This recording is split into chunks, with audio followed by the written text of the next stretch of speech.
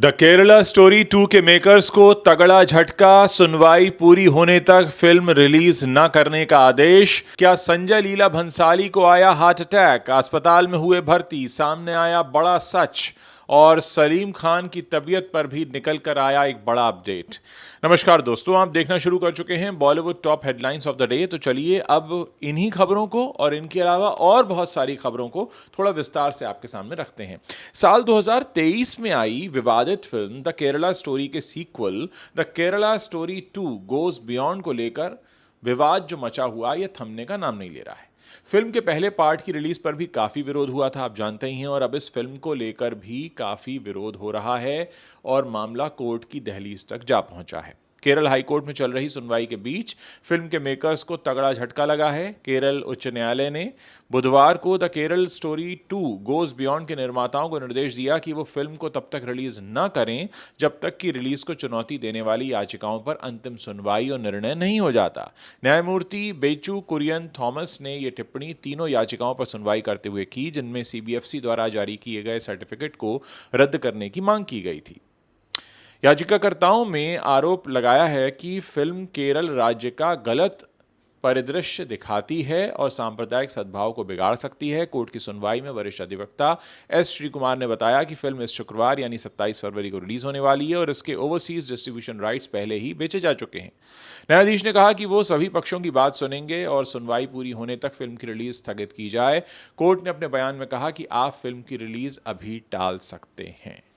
Filmmaker Sanjay Leela Bhansali की तबीयत बिल्कुल ठीक है। दरअसल कुछ रिपोर्ट्स में कल ये दावा किया गया कि मंगलवार को एक पार्टी के दौरान संजय लीला भंसाली को हार्ट अटैक आया और उन्हें कोकिलाबेन अंबानी जो अस्पताल है अंधेरी पश्चिम में मुंबई में, वहां भर्ती कराया गया। हालांकि उनकी टीम ने एक बयान जारी करके साफ कहा है कि संजय लीला भंसाली पूरी तरह से स्वस्थ हैं। वहीं संजय लीला भंसाली के परिवार ने भी इंस्टाग्राम पर एक बयान जारी कर दिया है। उन्होंने बताया कि भंसाली हॉस्पिटल गए जरूर थे, लेकिन वो एक रेगुलर चेकअप का हिस्सा था। उन्होंने इंस्टा स्टोरी पर पोस्ट शेयर किया और कहा कि संजय लीला भंसाली पूरी तरह ठीक हैं, वो रेगुलर हेल्थ चेकअप कराने के लिए हॉस्पिटल गए थे।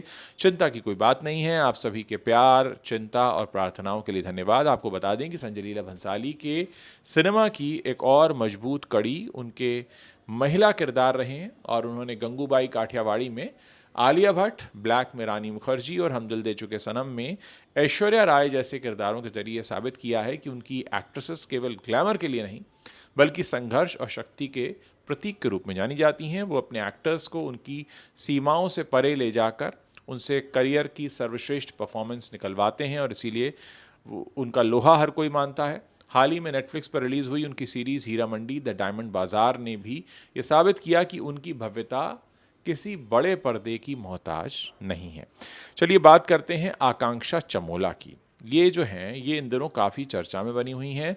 आकांक्षा चमोला आखिरी बार वेब सीरीज़ दिल धोखा और डिज़ायर में दिखाई दी थी, जिसमें वो कुंवर अमर और एक्टर अली हसन के साथ लीड रोल में नजर आई थी। लेकिन सीरीज में अपने बोल्ड सीन्स के कारण आकांक्षा चमोला काफ़ी ट्रोल हो गई। वहीं इससे पहले आकांक्षा चमोला के कुछ डांस वीडियोस भी वायरल हुए, जिसमें अपने जन्मदिन के मौके पर वो नाचती नजर आई थी। लेकिन इस वीडियो के लिए भी लोगों ने उन्हें ट्रोल करने में कोई कसर नहीं छोड़ी। वहीं ट्रोल से परेशान होकर अब आकांक्षा चमोला आध्यात्मिक गुरु श्री श्री रविशंकर की शरण में जा पहुंची हैं। उन्होंने वहां रहते हुए गुरुजी से अपने सवालों के जवाब भी मांगे।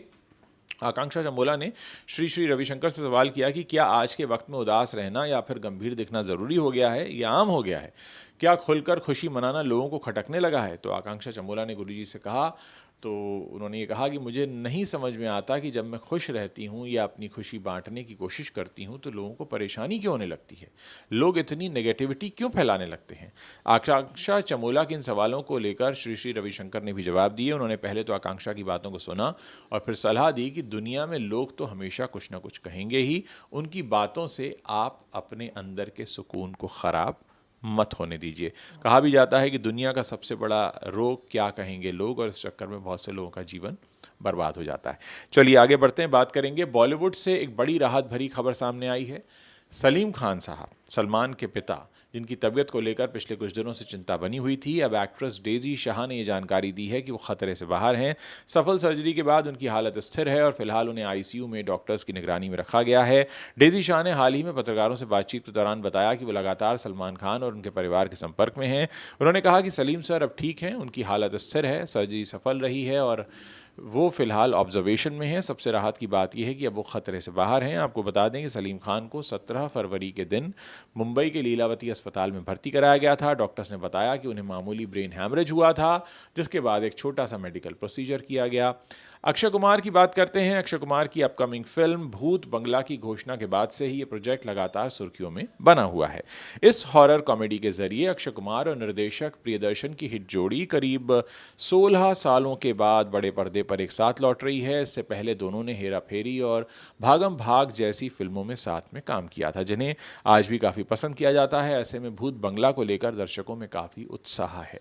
फिल्म की रिलीज डेट पहले ही घोषित की जा चुकी है, लेकिन अब अक्षय कुमार ने अपने इंस्टाग्राम अकाउंट पर एक नया मोशन पोस्टर शेयर किया है। इस मोशन पोस्टर में अक्षय कुमार का अंदाज बिल्कुल अलग और डरावना दिख रहा है। पोस्टर में वो एक खौफनाक सिंहासन पर बैठे नजर आ रहे हैं। इस सिंहासन को खासतौर पर डरावना बनाने के लिए उस पर भूतों के सिरों जैसी आकृतियां बनाई गई हैं। इस पर बैठे अक्षय ने आंखों पर काला चश्मा लगाया हुआ है और गले के साथ साथ हाथों में कई रुद्राक्ष पहने हैं, कई दूसरी मालाएं पहनी हुई हैं। एक हाथ में वो माला जपते भी दिखाई देते हैं, जिससे उनका लुक जो है वो किसी तांत्रिक जैसा लग रहा है।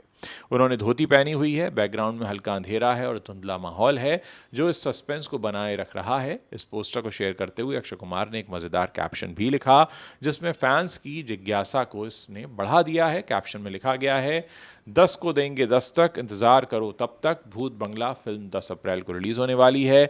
मोशन पोस्टर के सामने आते ही फैंस ने कमेंट की बरसात कर दी है। फैंस ने अक्षय और प्रियदर्शन की वापसी को लेकर खुशी जाहिर की है। एक फैन ने कमेंट में लिखा, यानी अब मुझे भूल भुलैया जैसी कॉमेडी फिल्म फिर से देखने को मिलेगी। चलिए अब बात करते हैं रोहित शेट्टी के बारे में। आप जानते हैं कि रोहित शेट्टी के घर पर फायरिंग हुई थी और बॉलीवुड में एक बार फिर से इसीलिए डर का माहौल है। तो अब इस मामले में मुंबई क्राइम ब्रांच की पूछताछ में कुछ बेहद चौंकाने वाले खुलासे हुए हैं।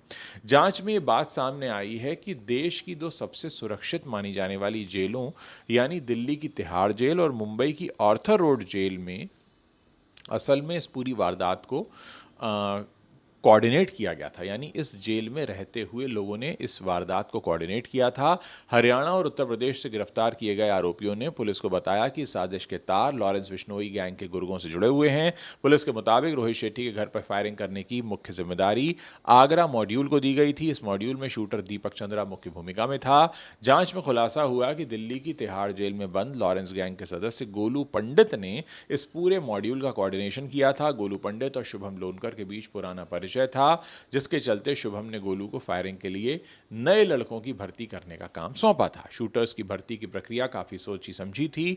तिहाड़ में बंद गोलू पंडित ने विष्णु कुशवाहा नाम के शख्स से संपर्क किया, जिसने आगे चलकर शूटर दीपक और अन्य लड़कों को इस अपराध के लिए तैयार किया। बाद में शुभम लोनकर और आरजू बिश्नोई सीधे दीपक और उसके साथियों के संपर्क में आए और उन्हें काम करने के बदले मोटी रकम देने का लालच दिया गया। हैरानी की बात यह है कि शूटर्स की गिरफ्तारी से कुछ दिन पहले ही गोलू पंडित जमानत पर रिहा हो गया, जिसकी तलाश में अब मुंबई पुलिस जुटी हुई है। वहीं इस वारदात के लिए गाड़ी और हथियार मुहैया कराने का काम पुणे मॉड्यूल को दिया गया था। पुलिस की जांच में सामने आया है कि इस मॉड्यूल का संचालन शुभम लोनकर का भाई प्रवीण लोनकर कर रहा था। प्रवीण लोनकर फिलहाल मुंबई की आर्थर रोड जेल में बंद है और उस पर एनसीपी नेता बाबा सिद्दीकी की हत्या का भी आरोप है। जेल के भीतर से ही प्रवीण इस पूरे लॉजिस्टिक्स को हैंडल कर रहा था। अब मुंबई पुलिस इस मामले की तह तक जाने के लिए प्रवीण लोनकर की रिमांड लेने की तैयारी कर रही है।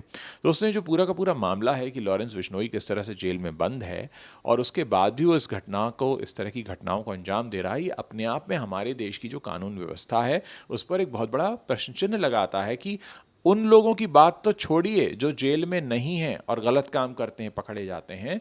यहां मामला यह है कि जेल में बंद लोग ही अगले अपराध की तैयारी करते हैं और उसको अंजाम देते हैं और बड़े बड़े लोगों को निशाना बनाते हैं। निश्चित तौर पर यह बहुत चिंता का विषय है और कहीं ना कहीं कुछ खामियां हैं जिन्हें हमें दूर करने की ज़रूरत है। तो अगर आपको ये वीडियो पसंद आ रहा है तो आप इस वीडियो को अपने दोस्तों के साथ शेयर कर सकते हैं। बाकी जो लोग चैनल पर नए हैं हमें सब्सक्राइब कीजिए और अगर आप कुछ कहना चाहते हैं, सुझाव हैं, शिकायतें हैं, तो वीडियो के नीचे कमेंट सेक्शन है, वहाँ आप अपनी बात लिखिए, अपना नाम लिखिए और अपने शहर का नाम भी लिखिए, ताकि हम समझ सकें कि किन किन इलाकों तक हमारा ये शो पहुँच रहा है। बहुत बहुत शुक्रिया से देखने के लिए।